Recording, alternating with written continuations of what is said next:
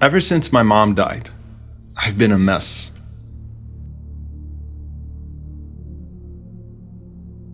My emotional disarray has translated into much of my life becoming a pile of junk. I need to get married. I need a woman who can reorganize my life, cook for me, clean for me, and take care of me. I mean, look at me. I'm pitiful. But how am I supposed to clean up after myself when I've already got so much on my plate? About a month ago, my uncle's wife was in a major car accident and has been in the hospital since. She's been steadily recovering, but naturally this entire event has taken its toll on him. I would make it a point to visit him frequently, knowing how lonely and down he was. Somehow, we managed to get on the topic of marriage. I told him I really needed a wife, and that my life was a mess. He smiled and said, "I thought your generation was an enlightened one. A wife is not a maid, and you need to understand marriage before you get married." He pointed out that he had no problem keeping his house clean in his wife's absence, and that even when she is around, he still helps around the house, because he believes that he and his wife are partners, even when it comes to household responsibilities. He reminded me of the Prophet, peace be upon him, saying, "The best of you are those who are best to their wives." No man in history was as busy as the Prophet, peace be upon him, or as important to the world as he was. But that didn't stop him from constantly being in the service of his own household. Aisha radiallahu anha says that the Prophet, peace be upon him, used to repair his own shoes and mend his own clothes without complaints. And with all that, he never deprived his family of that infectious smile he was so famous for.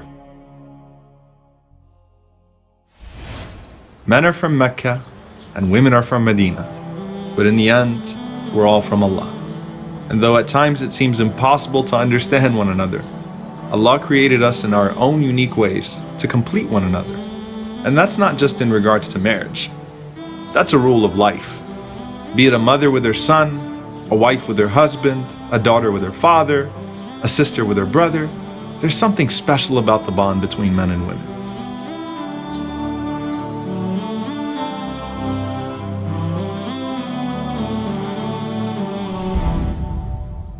My uncle told me that women often go unappreciated in our lives. And part of that lack of appreciation is that we belittle what they're capable of and reduce them to maids. That's why the Prophet, peace be upon him, taught us that though we may never repay them, we should at least recognize their efforts and be grateful. Not only that, but we should honor them and hold them in the highest regard. You know, your mother didn't just clean after you. She made you the person you are today. She didn't just change your diaper. She built your character. Through sleepless nights and constant worrying and prayers, she proudly watched you grow.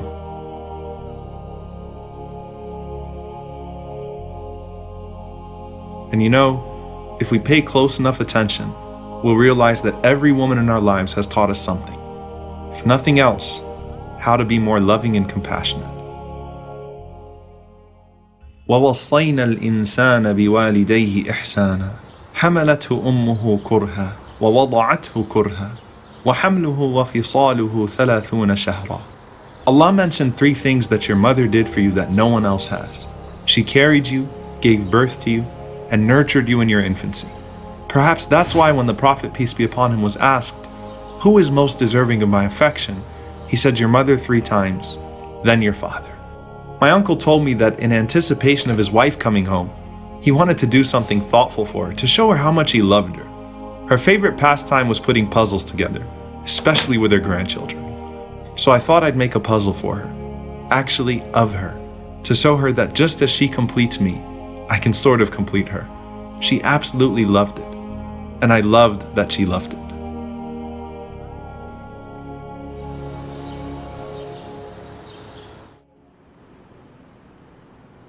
My neighbor once asked me, "Aren't you Muslims exaggerating just a little bit when you claim that Muhammad emancipated women? Just because he spoke out against killing your daughters and beating your wives? I mean, aren't those things understood? Do you really need a prophet or a holy book to get that?" I told him that the women in the days of ignorance were viewed as less than cattle, and that the Prophet went beyond simply teaching us not to abuse or harm them, but he taught us to honor and cherish them.